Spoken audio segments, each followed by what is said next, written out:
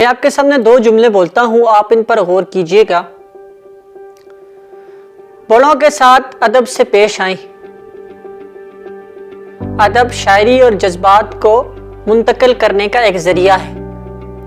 تو دیکھا آپ نے دونوں لفظ ایک طرح سے مختلف نظر آ رہے ہیں، دو مختلف معنی دے رہے ہیں، لیکن یہ مختلف نہیں ہیں بلکہ ان میں ایک آہنگ ہے، ایک یکسانیت موجود ہے۔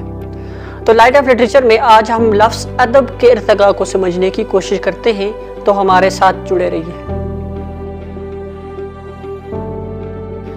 ادب لفظ عربی زبان سے آیا ہے۔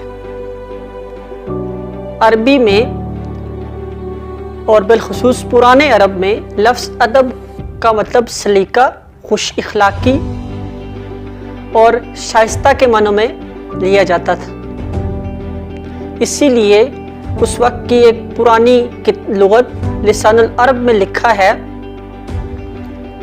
کہ الادب حسن التہذیب، ادب ترتیب کا، حسن کا، تہذیب کا نام ہے۔ یعنی ادب کا مطلب یہ ہے کہ اس میں سلیقہ ہو، اس میں توازن۔ اسی لیے جب حسن کی یا جب تہذیب کی بھی بات کرتے ہیں تو اس میں توازن کو اہمیت دی جاتی ہے۔ تو ادب بھی توازن ہے، شائستگی ہے، خوش اخلاقی ہے۔ تو دراصل یہ ایک رویہ ہے۔ جب یہی لفظ عرب میں پھیلا، یعنی عباسی دور آ گیا، بغداد کو علم کا مرکز قرار دے دیا گیا، مسلمانوں کے علوم و فنون میں ترقی ہوئی، تو اب یہ جو لفظ ادب تھا یہ اس کے معنوں میں وسعت آ گئی۔ وہ رویہ یا وہ اخلاق کے معنوں میں لیا جانے والا ادب کو اب اظہار کے طور پر، فن کے طور پر جانا جانے لگا۔ اب یہ ہوا کہ وہ چیز جو تہذیب سے، جو شائستگی سے، جو سلیقے سے لکھی گئی ہو، اسے ادب کا نام دیا گیا۔ ابن قتیبہ ایک شخص تھا، اس نے کتاب ادب الکاتب لکھی جو اسی بات کی وضاحت کرتی ہے۔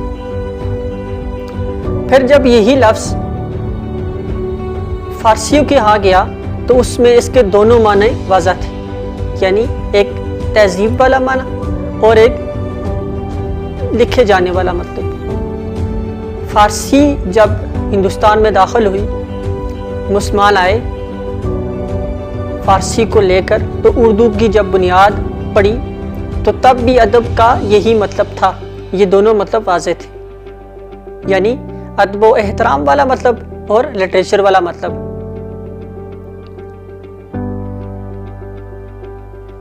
اب بھی ادب کا ایک مطلب یہ لیا جاتا ہے کہ ہر لکھی ہوئی چیز، لیکن وہ مطلب بہت محدود ہے۔ جب ہم ایک عام آدمی سے کہتے ہیں کہ جب ہم ادب کا لفظ استعمال کرتے ہیں تو اس کے ذہن میں فوراً ادب رسپیکٹ کے معنوں میں آتا ہے کہ فلاں کا ادب کریں، یا احترام کے معنوں میں آتا ہے۔ جبکہ جو تھوڑا سا ادب کو پڑھنے والا ہے، اس کے سامنے جب آپ ادب کہیں گے تو وہ اس ادب کا مطلب لٹریچر ہی لیا جائے گا، اس کے علم میں ہوگا کہ یہ لٹریچر ہے۔ اب دیکھیں یہاں پر یہ جو لفظ ادب ہے یہ اب بھی دونوں معنوں میں بولا جا رہا ہے، لیکن دونوں کے ہاں جو شائستگی ہے، جو تہذیب ہے، جو حسن ہے، جو ترتیب پائی جا رہی ہے وہ اب بھی موجود ہے، کیونکہ ادب احترام والا وہی ہے کہ جو شخص کسی کو ملحوظ خاطر رکھ کر کرتا ہے، احترام کرتا ہے، تو وہ بھی ایک حسن کے ساتھ پیش آتا ہے، حسن اخلاق سے پیش آتا ہے، خوش اخلاقی سے پیش آتا ہے۔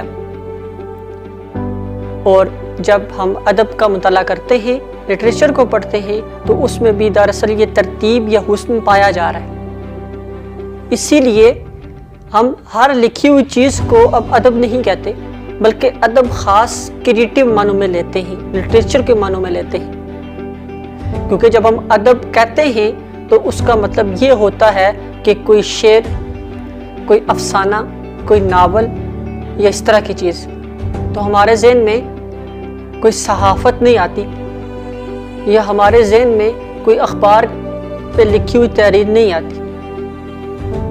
تو ادب اب خاص معنوں میں ہو چکا ہے جو اس کے ہاں لٹریچر کے معنی پائے جا رہے ہیں۔ ڈاکٹر سید عبداللہ نے اشارات تنقید میں یہ لکھا ہے کہ وہ ادب کا ابتدائی معنی جو پرانے عرب کے ہاں پایا جاتا تھا وہ اب بھی اس لٹریچر کے معنوں میں موجود ہے، کیونکہ یہ لٹریچر جو ہے یہ خاص فن ہے، یہ خاص لفظوں کا ایک ترتیب ہے کہ لفظوں کو کس طرح بیان کرنا ہے، تو وہ لفظ ایک خاص معنی دیتے ہیں، ایک خاص طرح سے مفہوم بناتے ہیں اور فن کو ظاہر کرتے ہیں۔ تو لہٰذا اب ادب کا مطلب لٹریچر کے معنوں میں ہی لیا جاتا ہے۔